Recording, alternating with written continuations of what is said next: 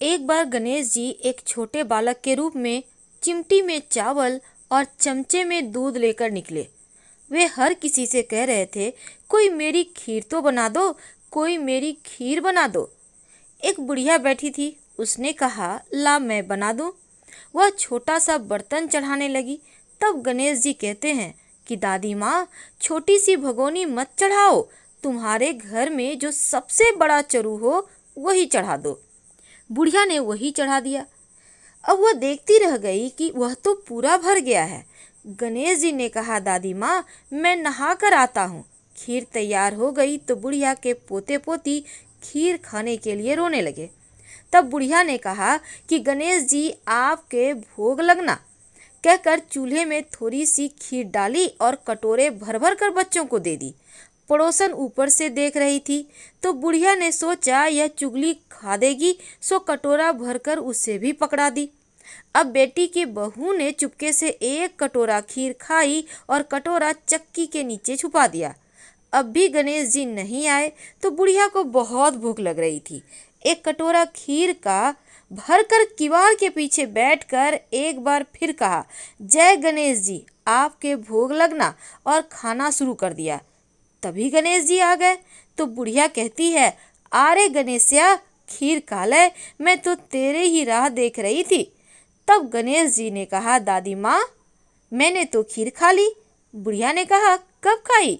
गणेश जी ने कहा, जब तेरे पोते पोती ने खाई तब खाई, जब तेरी पड़ोसन ने खाई तब खाई, जब तेरी बहू ने खाई तब खाई, और जब तूने खाई तो पेट पूरा ही भर गया। बुढ़िया ने कहा, बेटा, और सारी बात तो सच है, पर बहू बिचारी का तो नाम मत लेवो, वो तो सुबह से काम में लग रही है, उसने खीर कब खाई भला? तब गणेश जी कहते हैं, चाकी के नीचे देख, जूठा कटोरा पड़ा है, तूने तो मेरे को भोग लगाया, वो तो वैसे ही खा गई। बुढ़िया ने कहा, बेटा, घर की बात है, घर में ही रहने दो। अब बताओ कि बची हुई खीर जो है उसका क्या करूं? तब गणेश जी कहते हैं, नगरी में जिमा दे। लोगों को न्योता दिया तो सब लोग हंसने लगे और बोले, कल तक तो खाने का पता नहीं था, आज नगरी जिमाएगी। फिर भी लोग आए और ठाठ से जिमे। नगरी जिमा दी, तब भी चरू पूरा ही भरा था। राजा को पता लगा तो बुढ़िया को बुलाया और कहा, क्यों बुढ़िया, ऐसा चरू तेरे घर अच्छा लगे या हमारे घर? बुढ़िया ने कहा कि राजा जी आप ले लो। राजा जी ने खीर का चरू महल में मंगा लिया। लाते ही खीर में कीड़े मकोड़े बिच्छू कंसले हो गए और दुर्गंध आने लगी। तो राजा जी ने कहा, बुढ़िया, चरू वापस ले जा, जा, तुझे हमने दिया।